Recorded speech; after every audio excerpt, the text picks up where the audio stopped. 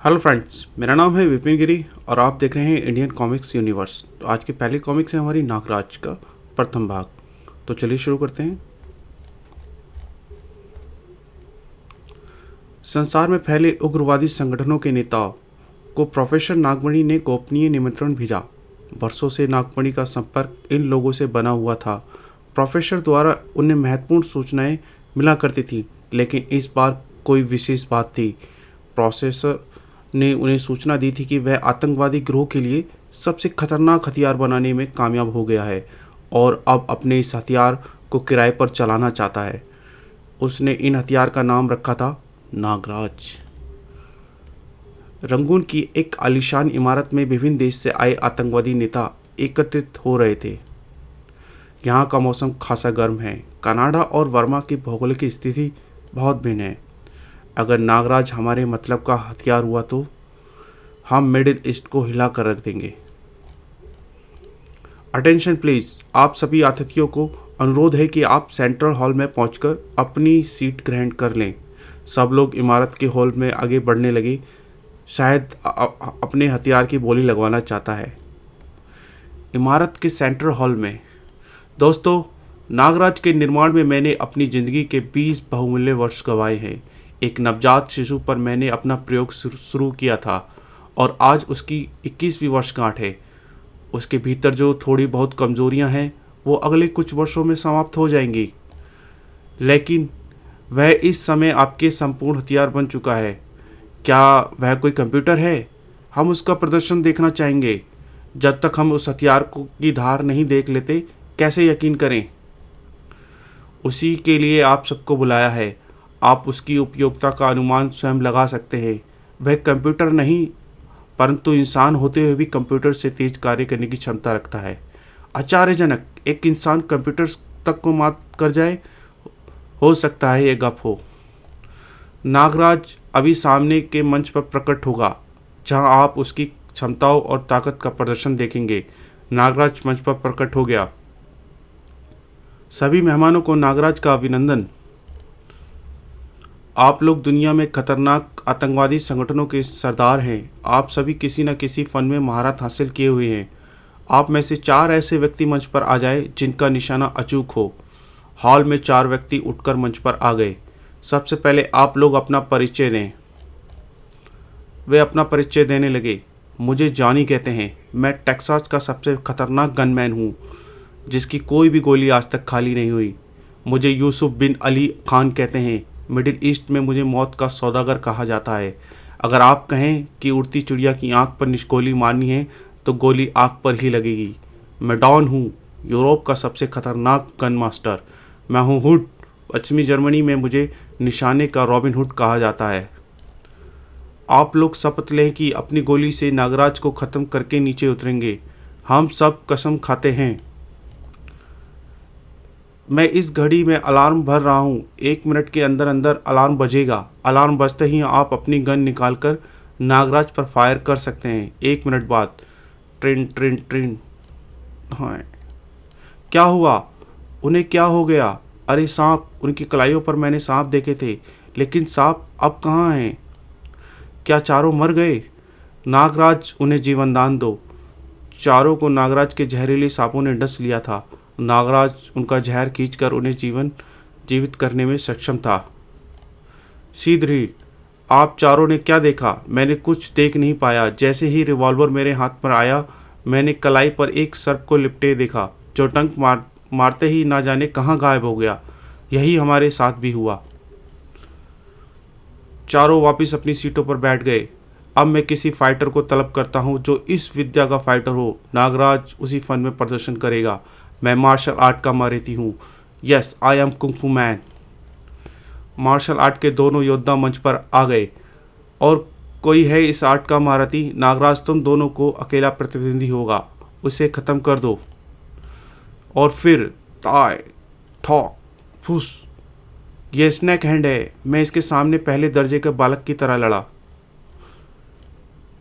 कमाल है, सांपों की रस्सी बनी है और नागराज उस पर झूलता हुआ। My God! नहीं, हम इस प्रदर्शन संतुष्ट हैं। क्या तुम लोग नागराज की कोई और परीक्षा लेना चाहते हो? प्रोफेसर नागमणि, आपने शानदार हथियार का निर्माण किया है। इसके अलावा भी नागराज की बहुत सी विशेषताएं हैं जो समय आने पर आप लोगों को मालूम हो जाएंगी। गोलियों से छलनी होने पर नागराज खुद ही उन्हें निकालकर अपने मार्ग पर चलता बनेगा और इसके शरीर में एक भी बूंद खून नहीं टपकेगा। इसके शरीर के रक्ताणु आम इंसानों की तरह नहीं हैं। उनकी प्रतिक्रिया बड़ी तेज और सुरक्षित है। नागराज के जिस्म पर जख्म होते ही उनका काम मशीनी अंदाज में शुरू होता है। पहले वे रक्ताणु अंदर पहुंच चुके हालांकि हानिकारक पदार्थ को बाहर निकाल देते हैं और फिर किसी माहिर सर्जन की तरह जख्म को बंद कर देते हैं। यह क्रिया बड़ी तेजी से होती है और इस बीच इनका दूसरा घाव से रक्तस्राव रोके रखता है। और ये हथियार दुनिया के आतंकवादी गिरोह के लिए तैयार किया गया है। आने वाले 5 सालों में इसका कोर्स स्वतः पूरा हो जाएगा और 5 साल बाद नागराज दीवारों से आर पार होने का कमाल कर लेगा। किसी दूर की वस्तु को इच्छा शक्ति से स्पर्श किए बिना उठा लेगा। गप ही लगती है यह बात। मुझे इसकी आसमान में तोड़ फोड़ के लिए तुरंत ज़रूरत है। अब नागराज की बोली लगेगी। सबसे ऊंची बोली को नागराज की भाड़े पर लेने का रेट तय समझा जाएगा और उस ऊंची बोली को नागराज के प्रयोग के लिए प्राथमिकता दी जाएगी। बोली शुरू की जाए और मैं इसी जगह का बैठे बैठे दुनिया का सबसे धनवान और ताकतवर इंसान बन जाऊंगा। $5,000, $10,000, $50,000, $1,00,000। अंतिम बोली $1,00,000 तो नागराज की एक मिशन की कीमत के $1,00,000 निश्चित की जाती है। मिस्टर बुलडॉग की बोली सबसे ऊंची है, इसलिए इन्हें नागराज का प्रयोग करने का अधिकार दिया जाता है। और मिस्टर बुलडॉग के सम्मान में आज हम शाम एक पार्टी देंगे। नागराज को पार्टी में, मिस्टर बुलडॉग बधाई हो। क्या आपने हिंदुस्तान में तोड़फोड़ के लिए कोई बड़ा ठेका ले लिया है? यह तो सौदा है भाई, मैं उससे 1 करोड़ का डाका भी डलवा सकता हूँ। फिर तो तुम्हारी निगाह में ज़रूर कोई बड़ा खजाना है। अपना अपना कारोबार है। हमारी शुभकामनाएं आपके साथ हैं। हम अगले माह की बुकिंग कर लेंगे। आतंकवादी गिरोह के सरदारों का यह सम्मेलन समाप्त हो गया और बुलडॉग नागराज को लेकर चल पड़ा। नागराज, तुम्हें कबीले वालों के मंदिर में एक प्राचीन मूर्ति चोरी करनी है। वह मूर्ति बहुत प्राचीन है। सभी कबीले वाले उसकी पूजा करते हैं और ये 1 करोड़ रुपए मिलने की है। मूर्ति तो कोई भी चुरा सकता है। तभी हेडक्वार्टर आ गया। बाकी बातें नीचे होंगी। नागराज की मूर्ति चोरी करना इतना आसान होता तो कोई भी मूर्ति चोरी कर लेता। मुश्किल क्या है? कबीले के मंदिर में रखी वह मूर्ति पौराणिक है और कबीले के लोग उस मूर्ति के लिए प्राणों को भी बलिदान कर देते हैं। मैं मूर्ति को आसानी से चुरा लाऊंगा, लेकिन फिर भी देवी की मूर्ति चोरी करना इतना आसान नहीं है, क्योंकि उसकी रक्षा मंदिर में रहने वाले सैकड़ों नाग करते हैं। नाग वैसे तो किसी को कुछ नहीं कहते, लेकिन जब कोई मंदिर में बुरी नीयत से जाता है तो उसे डस लेते हैं। यह तो बहुत विचित्र मामला है। हमारे 5 आदमी मारे जा चुके हैं। मैं मूर्ति चुरा लाऊंगा। उस मूर्ति की सुरक्षा का कोई प्रबंध है? उस मूर्ति की सुरक्षा एक सन्यासी भी करता है। लोग उसे महात्मा गोरखनाथ के नाम से पुकारते हैं। वह सन्यासी आसाम के जंगलों में कहीं रहता है, लेकिन उसका निवास किसी को मालूम नहीं। वह सफ़ेद बालों वाले शक्तिशाली इंसान है। वह भी मुझे नहीं रोक सकेगा। वह एक चमत्कारिक इंसान है। लोग कहते हैं कि उसकी आयु 200 वर्ष है। सभी कबीले वाले उसकी बात मानते हैं। मैं उसका भी खेल खत्म कर दूंगा। नागराज ने मिशन पर रवाना होने की पूरी तैयारी कर ली। क्या तुम किसी के साथ ले जाना चाहोगे? नहीं, बस राका मुझे जंगल की सीमा तक छोड़ देगा। मैं तुम्हें पुल के पास छोड़ दूंगा। वापसी में जीप वहीं मिल जाएगी। पुल पार करके नागराज बस्ती में पहुंचा। बस्ती में इंसानों का पहरा भी इसे गुजर जाने दूं। जागते रहो। बड़ी खतरनाक पहाड़ी पर खड़ी है इसकी पिछली दीवार। नागराज खुरदरी दीवार पर आसानी से चढ़ गया और फिर शीघ्र ही नाग रस्सी का प्रयोग करता हूँ। अब चलूँ नीचे मंदिर के प्रांगण में। नीचे पहुंचकर बाहर की कपाट बंद हैं और मैं अंदर आ गया। यह रहा दरवाज़ा। नागनंद, नागराज का दायां हाथ। नागानंद, तुम जाकर पता लगाओ इसे अंदर से कैसे खोला जाता है। ओह, दरवाज़ा खुल रहा है। मेरे शागिर्द ने अपना कमाल कर दिखाया। बड़ा अलौकिक प्रकाश है ये। तभी फुस फुस, अरे नादानो, मुझ पर जहर उगल रहे हो। ठहरो, अभी चखाता हूँ मजा। नागराज के शरीर पर डसने वाला सांप पानी बनकर पिघल गया जाता है। देख लो नागराज पर जहर उगलने का अंजाम। बचे हुए नागराज की जहरीली फुकारों से धराशायी हो गए और फिर नागराज मूर्ति की तरफ लपका। लेकिन तभी यह मुकाबला जोरदार रहेगा। मेरी जहरीली फुकार का इस पर प्रभाव नहीं हो रहा। इसका मतलब ये किसी विशेष दर्जे का नाग है। फुस, दोनों में लड़ाई होती है। उफ, काफ़ी खतरनाक बला थी सचमुच। इस मूर्ति को चुराना आसान काम नहीं, लेकिन अब यह मूर्ति मेरे हाथों में है। अब यहाँ से चलना चाहिए। और फिर गश्त करते चौकीदार ने मंदिर के गुम्बद पर प्रकाश देखा तो वह कौन है मंदिर के गुम्बद पर? बस्ती में शंख और तुरही बज उठी, जो खतरे का संकेत था। ओह खतरा, मुझे इस बस्ती से तुरंत निकल जाना चाहिए। वह भाग रहा है, पकड़ो, घेर लो, जाने ना पाए। कबीलों को खबरदार कर दो, चारों तरफ से घेरा डाल दो। 3 तीर भालों बौछार चले पड़ी। सांप सांप, चारों तरफ से घेरा डाला जा रहा है। मशालों ही मशालें।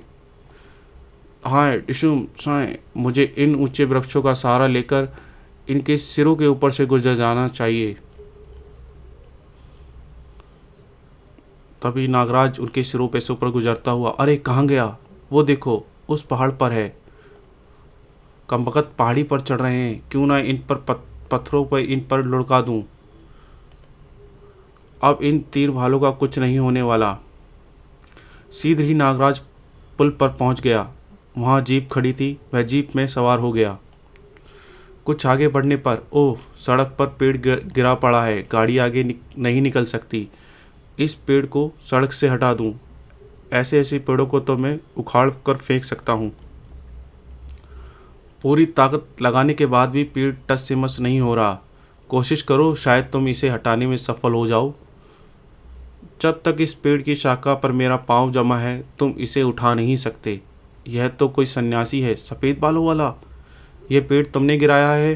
हाँ, मैंने गिराया है और इसे हटा सकता हूँ। तुमने ऐसा क्यों किया? वह मूर्ति मुझे चाहिए। ओह, ये बात है। मेरा रास्ता रोकने में का अर्थ जानते हो? तुम जैसे इंसान का कोई रास्ता नहीं है। तुम भटके हुए इंसान हो। कहीं ये बाबा गोरखनाथ तो नहीं? तुम सही सोच रहे हो बालक, मैं ही गोरखनाथ हूँ। ये मूर्ति वापस मंदिर में जाएगी। मैं तुम जैसे साधु संतों की हत्या नहीं करता, इसलिए बेहतर है कि इस पेड़ को हटा दो और मुझे जाने दो। लो, मैं तुम्हारी यह इच्छा भी पूरी कर देता हूँ। पेड़ हट गया। अब मूर्ति मेरे हवाले कर दो और फिर तुम जा सकते हो। यदि तुमने मेरा कहा ना माना तो फिर मैं तुम्हें अपने साथ ले जाऊंगा और फिर तुम्हें दंड दिया जाएगा। देखता हूँ तुम मुझसे मूर्ति कैसे हासिल करते हो। मैं जा रहा हूँ। लेकिन ओह, मेरे गले में फंदा। तभी नागराज सांपों को छोड़ता है। मेरे सारे नाग वापस पलट रहे हैं। मेरे कंधे पर काला नेवला बैठा है। काला नेवला? सिकागी वह रस्सी तोड़कर फरार होना चाहता है। शिकागी नेवले का धारक बहुत बड़ा जादूगर होता है। मैं इसकी असीमित शक्ति का मुकाबला नहीं कर सकता। मुझे भाग जाना चाहिए। शिकागी नागराज के चारों तरफ घूमने लगा। ओह, इसने मेरे चारों तरफ जादुई लकीरें खींच दी है। तभी गोरखनाथ का डंडा नागराज के सर पर पड़ता है। भटके हुए लोगों को सही मार्ग दिखाना उनके लिए सबसे बड़ा दंड है। अगर यही इंसान अपनी शक्ति का प्रयोग मानवता की रक्षा के लिए करे तो लोग उसकी पूजा करेंगे। महात्मा गोरखनाथ ने वशीकरण विद्या द्वारा नागराज के दिमागी हालात को जानने शुरू कर दिए। नागराज, तुम नागमणि जैसे शैतान के गुलाम हो। उसने तुम्हें बनाया है, इसका मतलब तुम्हारी अपनी कोई स्वतंत्र हस्ती नहीं। सबसे पहले मुझे यह जानना होगा कि तुम्हारा निर्माण कैसे हुआ। तुम्हारे मस्तिष्क के चित्र अब मेरे मस्तिष्क में उजागर होंगे। नागमणि इच्छाधारी सांप पकड़ना चाहता था। वह सांपों का विशेषज्ञ था और सांप पकड़ने के लिए जंगलों में भ्रमण करता था। एक दिन वह जंगल में पहुंचा तो यह तो किसी नाग देवता का पुराना मंदिर मालूम पड़ता है। नागमणि को किसी बच्चे के रोने की आवाज़ सुनाई दी। वह मंदिर में दाखिल हो गया। अरे बच्चा, ओह कितना प्यारा है बच्चा, मैं इसे पालूंगा। फिर जैसे ही नागमणि ने बच्चे को गोद में लिया, एक नाग फुफकारता हुआ इसके मंदिर में आ खड़ा हुआ। यह तो इच्छाधारी नाग है, मेरी आंखें धोखा नहीं खा सकती। और तभी इच्छाधारी ने इंसानी रूप धर लिया। मेरे दर्शन बहुत मुश्किल से प्राप्त होते हैं। ए इंसान, तू जो भी है, गौर से मेरी बात सुन। एक लड़की मेरी पुजारिन थी। किसी ने उसके साथ अत्याचार किया और परिणाम स्वरूप यह बच्चा पैदा हुआ। मरने से पहले उसने इस बच्चे को मेरी शरण में छोड़ दिया। तब से यह बच्चा इसी जगह है। मुझे इस बच्चे के संरक्षक की ज़रूरत थी। इसे पाल पोस कर जवान कर और इसे अपनी माँ के साथ हुए अन्याय का बदला लेने के लिए काबिल बना सकूं। मुझ पर विश्वास करें, मैं इसे वैसा ही बना दूंगा जैसा आप चाहते हो। मैं इस बच्चे को पराक्रमी और बलवान बनाना चाहता हूँ। आज से 20 वर्ष बाद तुम इसे इसी जगह लाना। मैं तुम्हें मृत अवस्था में मिलूंगा। तुम मेरे कंठ की से विष की थैली निकाल लेना और मेरे शरीर का भस्म बनाकर इस बच्चे को खिला देना।